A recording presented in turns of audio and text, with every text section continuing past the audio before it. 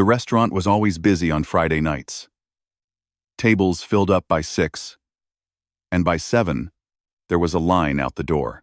The kitchen shouted orders, plates clattered, and the smell of garlic bread and tomato sauce hung thick in the air. In the middle of all this chaos stood Rachel, balancing 3 plates on her arm while trying to remember which table had asked for extra parmesan. She had been working at this Italian restaurant in downtown Chicago for almost 4 years now. 4 years of smiling at strangers. 4 years of saying the same things over and over again. 4 years of pretending her feet did not hurt after standing for 10 hours straight. The job was not glamorous, but it paid the bills. Most months anyway.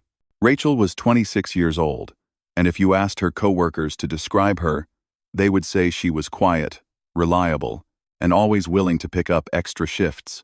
They knew she lived alone in a small apartment a few blocks away. They knew she never went out with them after work for drinks. But that was about it. Rachel kept her life private, and nobody pushed her to share more than she wanted to.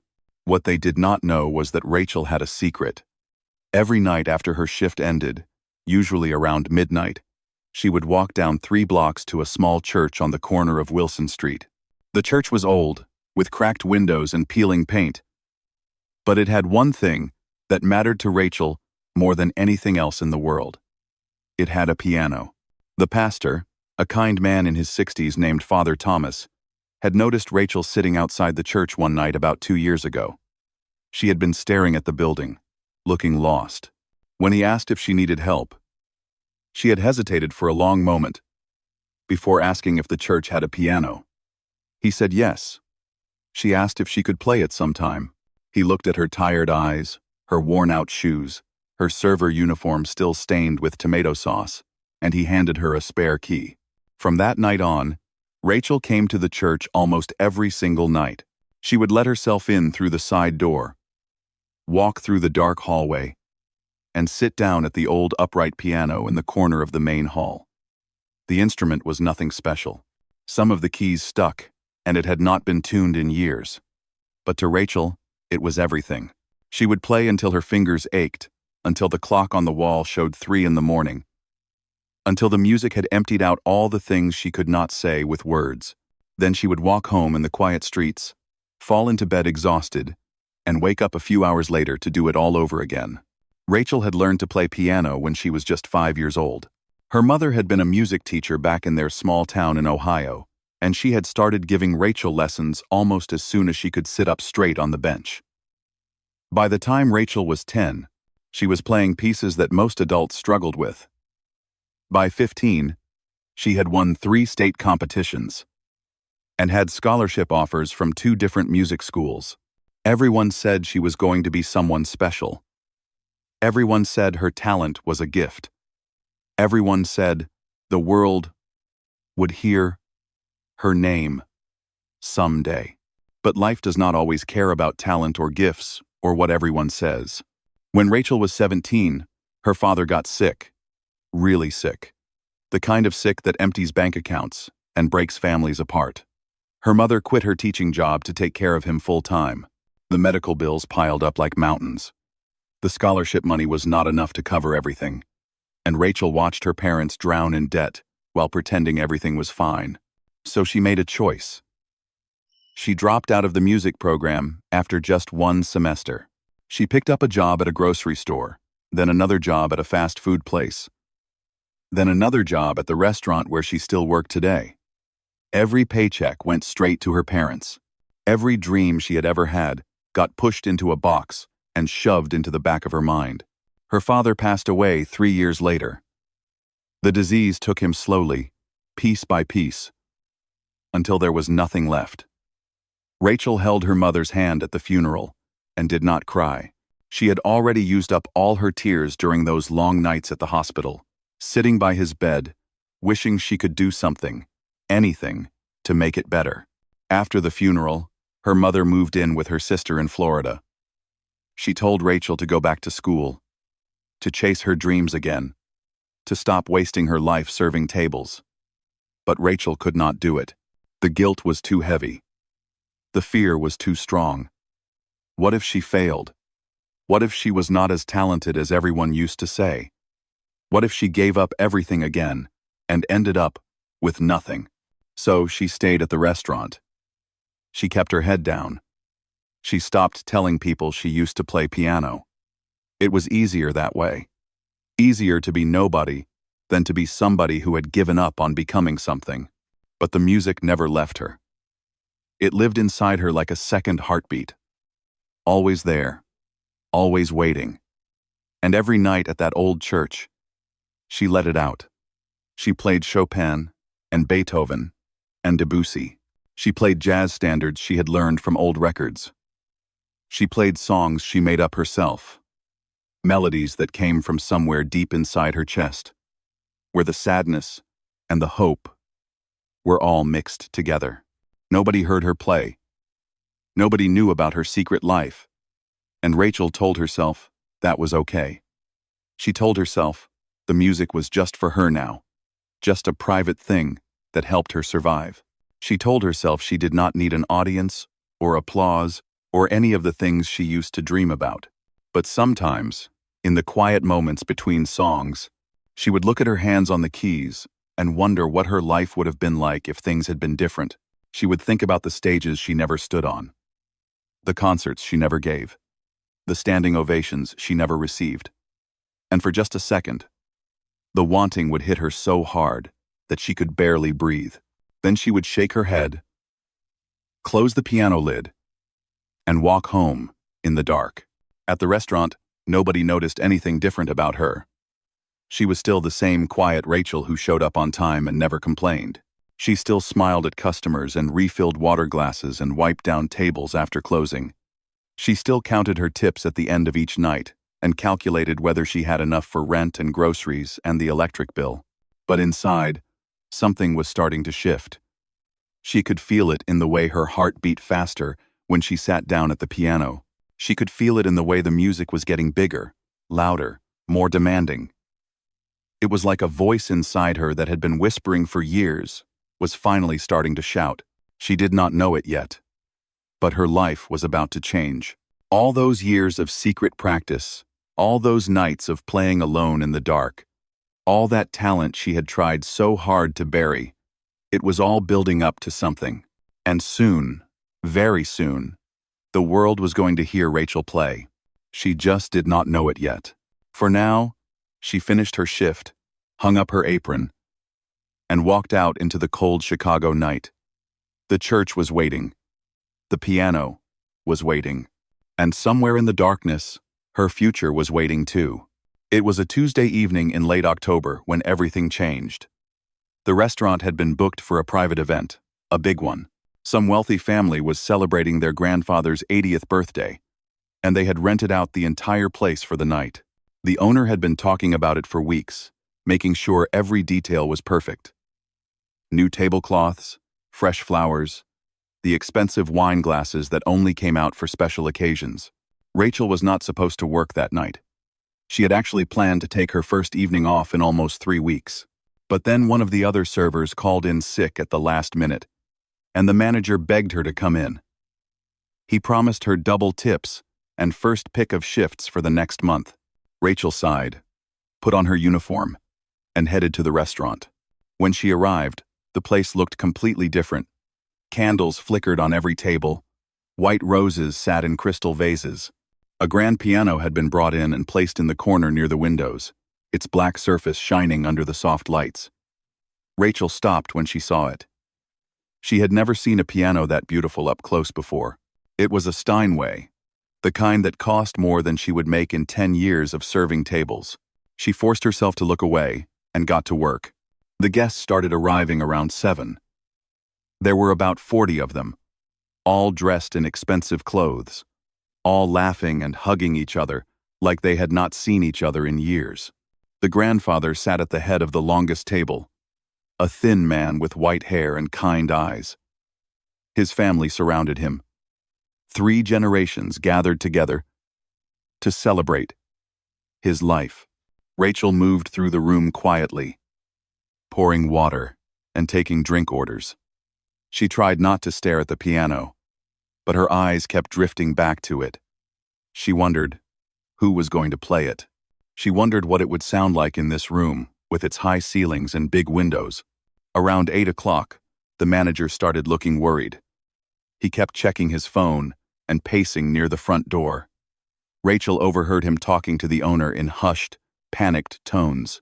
Something about the pianist, something about an accident, something about what they were going to do now. She pieced the story together from fragments of conversation.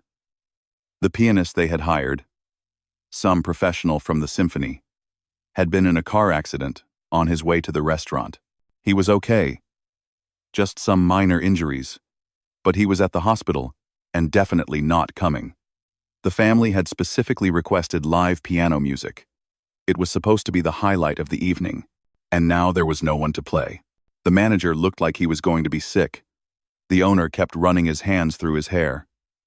Rachel watched them spiral into panic, and something inside her chest started to tighten. She thought about the Steinway sitting in the corner.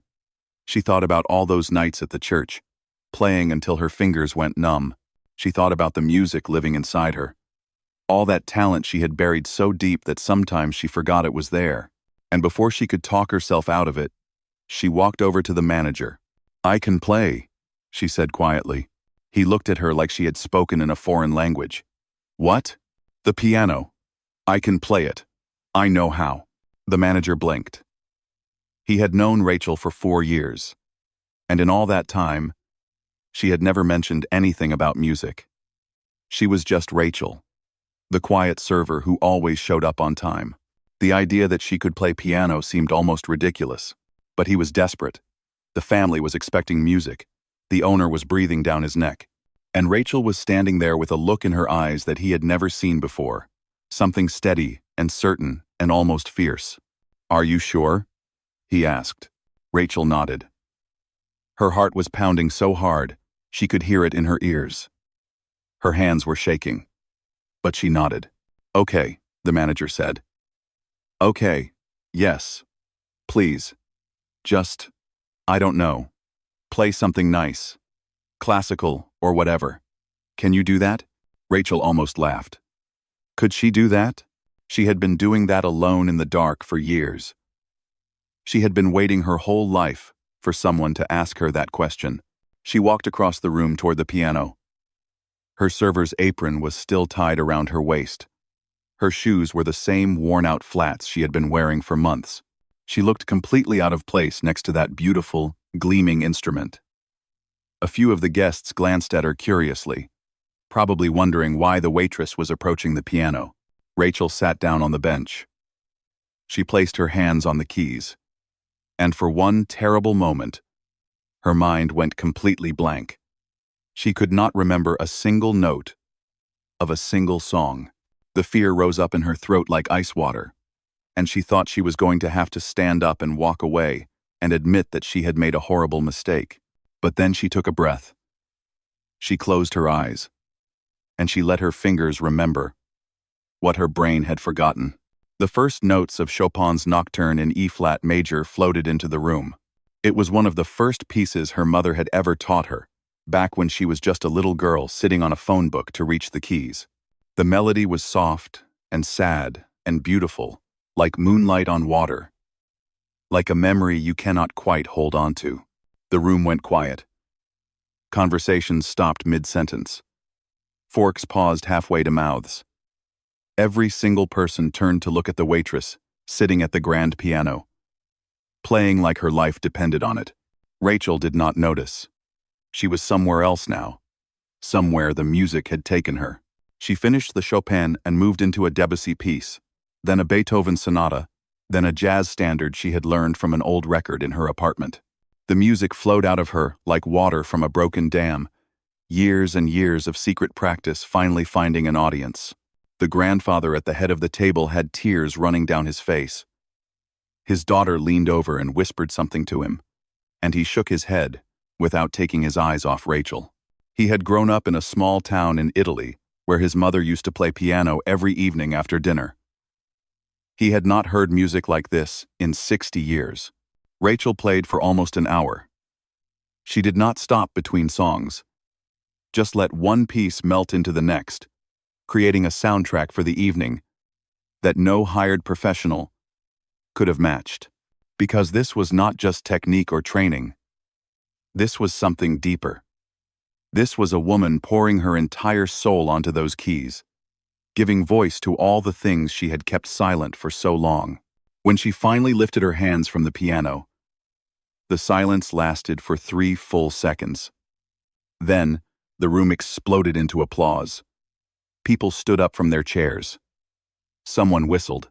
The grandfather was clapping so hard his hands had turned red. Rachel sat there, stunned. She had forgotten what this felt like, the rush of playing for people. The electricity of a crowd responding to her music. She had told herself she did not need it anymore. She had been wrong. The manager was staring at her with his mouth hanging open. The owner looked like he had just witnessed a miracle. And somewhere in the back of the room, a woman in a dark blue dress was watching Rachel with an expression that was impossible to read. Rachel did not notice her. She was too busy trying to remember how to breathe. She stood up from the piano bench on shaking legs. The applause was still going. People were calling out requests, asking her to play more. But Rachel just smiled, gave a small bow, and walked back toward the kitchen. She needed a moment alone. She needed to process what had just happened. Her secret was out. After all these years, people had finally heard her play, and nothing was ever going to be the same again. Rachel was in the kitchen, leaning against the wall next to the dishwashing station, trying to slow down her breathing. Her hands were still trembling. She could still hear the applause echoing in her head, could still feel the weight of all those eyes on her. It had been so long since she had played for anyone. She had forgotten how terrifying it was. She had also forgotten how alive it made her feel. One of the other servers walked past and gave her a strange look. Rachel just shrugged. She did not have the words to explain it. She was not sure she even understood it herself. The manager came rushing into the kitchen a few minutes later. His face was flushed, and he was smiling wider than Rachel had ever seen him smile. "That was incredible," he said. "Seriously, Rachel, that was unbelievable. Where did you learn to play like that?" "My mother taught me," Rachel said quietly. "A long time ago." The manager shook his head in amazement. "Well, you just saved the entire night. The family is thrilled." The grandfather actually cried. "I've never seen anything like it." He paused, then added, "Oh, and there's someone who wants to talk to you. One of the guests. She's waiting by the piano." Rachel frowned. "Who?" "I don't know. Some older lady. She said it was important." Rachel's stomach tightened. She did not want to talk to anyone right now. She wanted to go home and sit in the dark and figure out what had just happened to her life. But she nodded and walked back out into the dining room. Most of the guests had returned to their conversations and their desserts. But near the piano, standing alone, with her hands folded in front of her, was the woman in the dark blue dress. She was perhaps 60 years old, with silver hair pinned back in an elegant twist and the kind of posture that suggested years of discipline. Her eyes were sharp and intelligent, and they locked onto Rachel the moment she stepped into the room. "Hello," the woman said. Her voice was calm and measured, with just a hint of an accent that Rachel could not quite place. "My name is Eleanor Wright. I was hoping we could talk for a moment." Rachel stopped a few feet away, unsure what to say. "Okay," she managed. Eleanor studied her for a long moment, the way a jeweler might study a diamond to check for flaws. "You played beautifully tonight," she said. "Technically, you have some rough edges. Your fingering on the Chopin could use refinement, and your tempo wavered in the second movement of the Beethoven. But your musicality, your emotional depth, that is something that cannot be taught. That comes from somewhere else entirely." Rachel blinked. She had expected a compliment. Maybe a simple thank you. She had not expected a detailed critique from a stranger at a birthday party. "I'm sorry," Rachel said slowly. "Who are you?" Eleanor smiled, just a little. "I was a concert pianist for 35 years. I performed with orchestras in 12 countries. I retired 8 years ago, and now I sit on the board of the Chicago Symphony Orchestra. I have spent my entire life around music and musicians, and I can tell you with absolute certainty that what I heard tonight was extraordinary. Rachel did not know what to say. She stood there, still wearing her server's apron, still smelling like garlic bread and red wine, and tried to process what this woman was telling her. "I have a question for you," Eleanor continued. The question hit Rachel like a punch to the chest. She opened her mouth, closed it again, and finally said, "It's complicated." "I'm sure it is. Most things worth talking about are complicated." Eleanor tilted her head slightly. "Will you tell me?" And somehow, standing there in that candlelit room with the Steinway gleaming beside them, Rachel did. She told Eleanor about her mother and the early lessons. She told her about the competitions and the scholarships and all the people who said she was going to be someone special. She told her about her father getting sick, about the medical bills, about dropping out of school to help her family survive. She told her about the guilt and the fear and the years of playing alone in that old church at midnight, pouring her heart into music that nobody ever heard. Eleanor listened without interrupting. Her expression did not change, but something in her eyes softened as Rachel spoke. When Rachel finally finished, her voice cracking on the last few words, Eleanor nodded slowly. "Thank you for telling me that," she said. "I know it was not easy." Rachel wiped her eyes with the back of her hand. She felt exposed, like she had just stripped herself bare in front of a complete stranger. But she also felt lighter, like some of the weight she had been carrying for years had finally lifted off her shoulders. "I want to help you," Eleanor said. "There is a competition coming up in 4 months. The Young Artist Piano Competition. It is one of the most prestigious events in the country.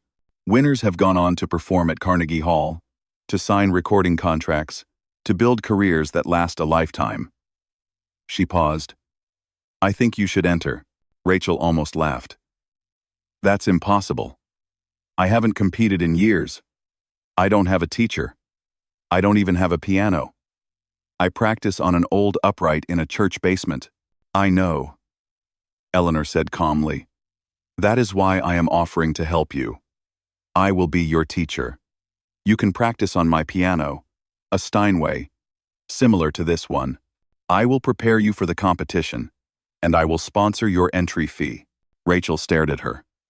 "Why? You don't even know me." Eleanor was quiet for a moment.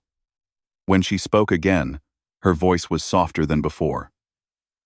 "A stranger who heard me play and saw something worth investing in. She changed my life. I have been waiting a long time to pass that gift on to someone else."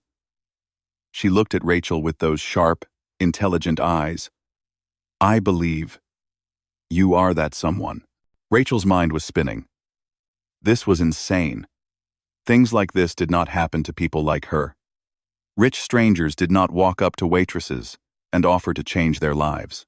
This had to be some kind of joke or scam or mistake, but Eleanor was not laughing. She was just standing there, calm and patient, waiting for Rachel to decide. "I can't quit my job," Rachel said finally. "I have rent, bills. I can barely afford to eat some weeks. I am not asking you to quit your job. I am asking you to work harder than you have ever worked in your life. You will keep serving tables, and you will practice every moment you are not working. It will be exhausting. It will push you to your limits. But if you are willing to try, I believe you can do this." Rachel looked at the piano, then back at Eleanor. Her heart was pounding again, but this time it was not from fear.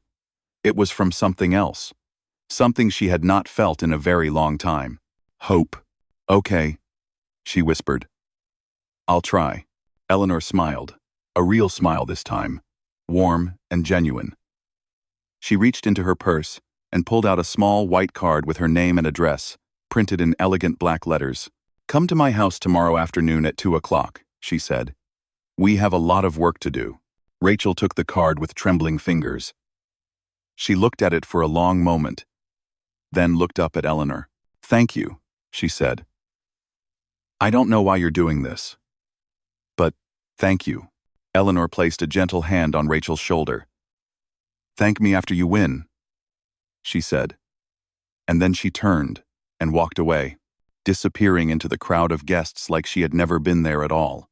Rachel stood alone by the piano, holding that little white card like it was made of gold.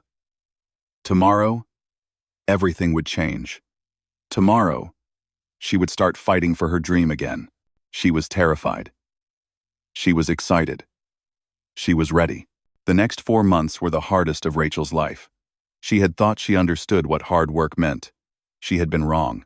Eleanor's house was a beautiful brownstone on the north side of Chicago, filled with books and paintings and the smell of fresh flowers.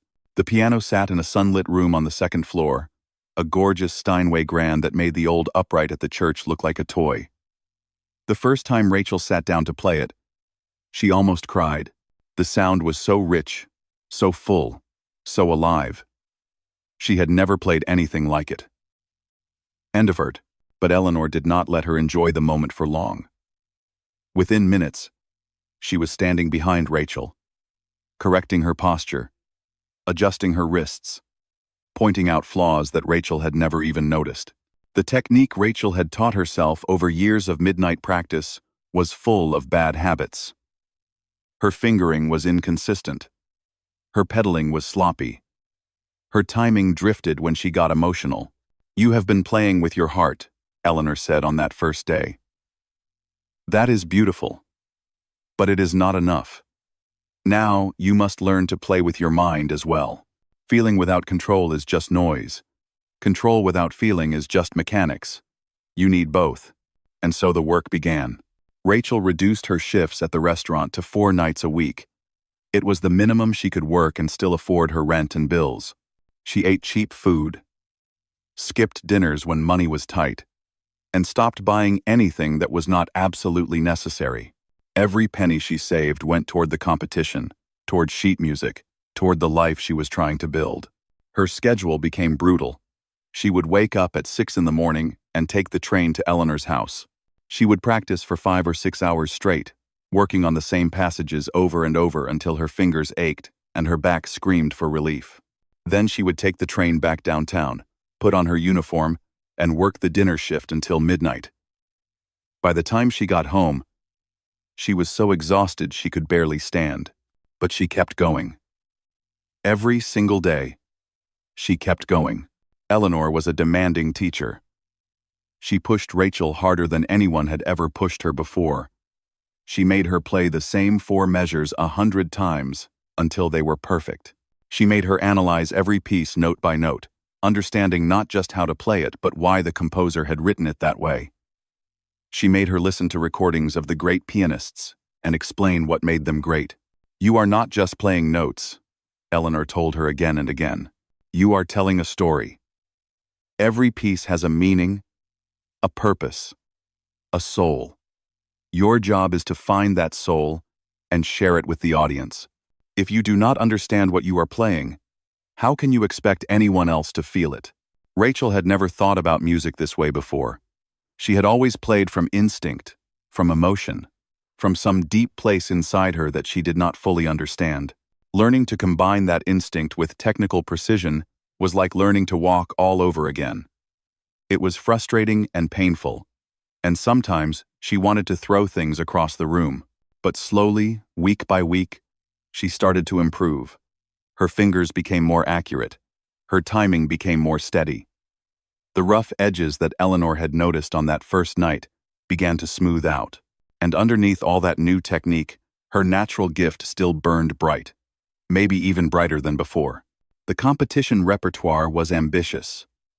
Rachel would have to perform 3 pieces, a Bach prelude and fugue, a Chopin ballade, and the first movement of Rachmaninoff's Piano Concerto. No. 2. The Rachmaninoff alone was one of the most difficult pieces in the entire piano repertoire. Professional pianists spent years mastering it. Rachel had 4 months. There were days when she did not think she could do it. Days when her hands cramped so badly she could not hold a coffee cup. Days when she played the same passage wrong so many times that she wanted to slam the piano lid shut and never touch it again. Days when she looked at herself in the mirror and saw nothing but a tired, broke waitress who was kidding herself about ever being something more. One night in December, about 2 months into her training, Rachel hit her lowest point. She had just finished a brutal practice session where nothing had gone right. Every note felt wrong. Every phrase sounded flat. Eleanor had been patient, but Rachel could see the concern in her eyes. Maybe she was not good enough. Maybe she never had been. She went to work that night in a daze. During her shift, she dropped a tray of drinks. The manager yelled at her in front of the customers. The embarrassment burned in her cheeks as she cleaned up the mess on her hands and knees, broken glass cutting into her palm. When her shift ended, she did not go home. She walked to the church on Wilson Street, let herself in with the old key, and sat down at the battered upright piano. But she did not play. She just sat there in the dark, staring at the keys, feeling the weight of everything pressing down on her. What was she doing? Who was she trying to fool? She was 26 years old, working a dead-end job, living in a tiny apartment, and pretending she could compete against people who had been training at conservatories their whole lives. This was a fantasy. A stupid, impossible fantasy. She put her head down on the keys and cried. She cried for her father, who had never gotten to see her perform. She cried for her mother, who had given up everything to teach her music. She cried for all the years she had wasted, all the dreams she had buried, all the chances she had been too scared to take. And then, somewhere in the middle of all that crying, something shifted. She thought about Eleanor, who had believed in her when she had no reason to. She thought about the grandfather at the birthday party, tears streaming down his face as he listened to her play. She thought about the music that had kept her alive through the darkest years of her life. She sat up, she wiped her eyes, and she started to play. It was not perfect. It was messy and raw and full of mistakes, but it was real. It was hers. And as her fingers moved across those old sticky keys, she remembered why she had started this journey in the first place. Not for fame or money or applause, for the music itself, for the way it made her feel whole when everything else was falling apart. She played until the sun came up. Then she went home, slept for 3 hours, and took the train back to Eleanor's house. When Eleanor opened the door, she took one look at Rachel's red eyes and exhausted face and said nothing. She just stepped aside and let her in. Rachel walked upstairs, sat down at the Steinway, and played the Rachmaninoff from beginning to end without stopping. When she finished, Eleanor was quiet for a long moment. Then she said, "That was the best you have ever played it." Rachel nodded. She did not have the energy to speak. "Something changed," Eleanor said. "What happened?" Rachel thought about the church, the darkness, the tears on the piano keys. She thought about hitting the bottom and finding something there she had not expected. Not weakness.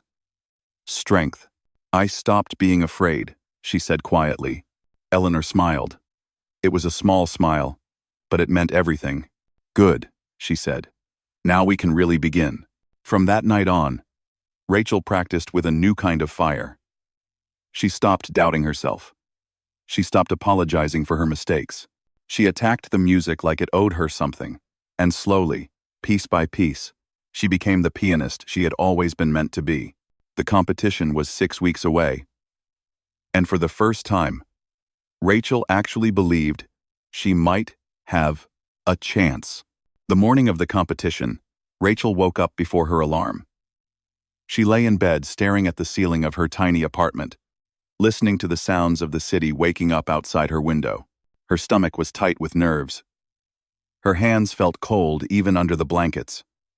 In 12 hours, she would walk onto the stage of Orchestra Hall and play in front of 2,000 people. The thought made her want to throw up. She got out of bed and went through her morning routine slowly, carefully, like she was moving through a dream. She showered. She made coffee but could not drink it. She tried to eat a piece of toast but gave up after 2 bites. Her body did not want food. It wanted to run away and hide somewhere dark and quiet where nobody could see her fail. But she was not going to run. Not this time. Eleanor had arranged for a car to pick her up at 4 o'clock. The competition started at 7, but performers had to arrive early for sound checks and preparations. Rachel spent the afternoon trying to distract herself. She cleaned her apartment. She organized her closet. She stared at her phone without really seeing anything on the screen. At 3:30, she put on the dress Eleanor had bought her. It was simple and elegant. Dark green silk that fell just below her knees. Rachel had never worn anything so beautiful in her life. When she looked in the mirror, she almost did not recognize herself. She looked like a real pianist. She looked like someone who belonged on a stage. The car arrived exactly on time. Rachel climbed into the back seat and watched the city pass by outside the window. The streets were busy with people heading home from work, living their normal lives, completely unaware that a waitress from a small Italian restaurant was about to risk everything on a single performance. Orchestra Hall was even more intimidating than Rachel had imagined. The building was massive, with tall columns and huge windows that glowed golden in the evening light. People in fancy clothes streamed through the front doors, chatting and laughing like this was just another night out. For them, it probably was. For Rachel, it was the biggest moment of her entire life. She went in through the back entrance, where the other competitors were gathering. There were 11 of them in total. Young pianists from all over the country. Most of them had studied at famous conservatories. Most of them had been competing since they were children. Most of them looked calm and confident, like they had done this 100 times before. Rachel felt like a fraud standing among them. She was older than most of them. She had no formal training. She had spent the last several years serving pasta and pouring wine while they were winning awards and building careers. What was she even doing here? But then she saw Eleanor standing near the stage door, waiting for her. The older woman smiled and walked over, taking Rachel's hands in hers. "How do you feel?" Eleanor asked. "Terrified," Rachel admitted. Eleanor nodded. "Good. That means you care. But listen to me carefully. When you walk onto that stage, I want you to forget about the judges. Forget about the other competitors. Forget about winning or losing. Just play the way you played for me that morning after your breakdown. Play like you have nothing left to lose. Play like your life depends on it." Rachel took a shaky breath. "What if I'm not good enough?" Eleanor squeezed her hands. "You are good enough. You have always been good enough. The only person who ever doubted that was you."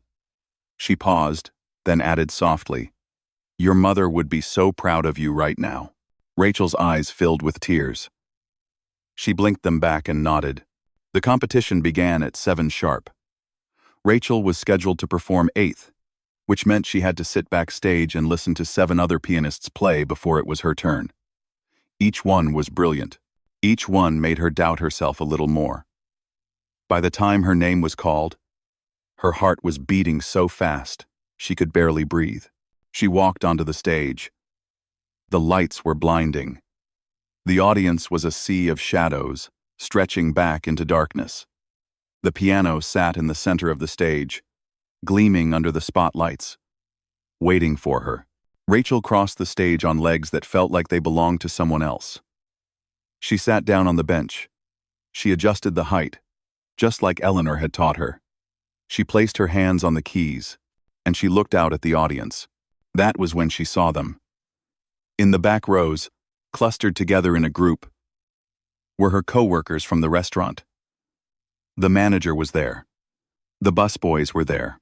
Even the dishwasher, who barely spoke English, was there. They had pooled their tips to buy tickets. They had come to support her, and sitting right in the front row, wearing her best Sunday dress, was her mother. She had flown in from Florida without telling Rachel, wanting to surprise her. She was crying already, before Rachel had even played a single note. Something broke open inside Rachel's chest.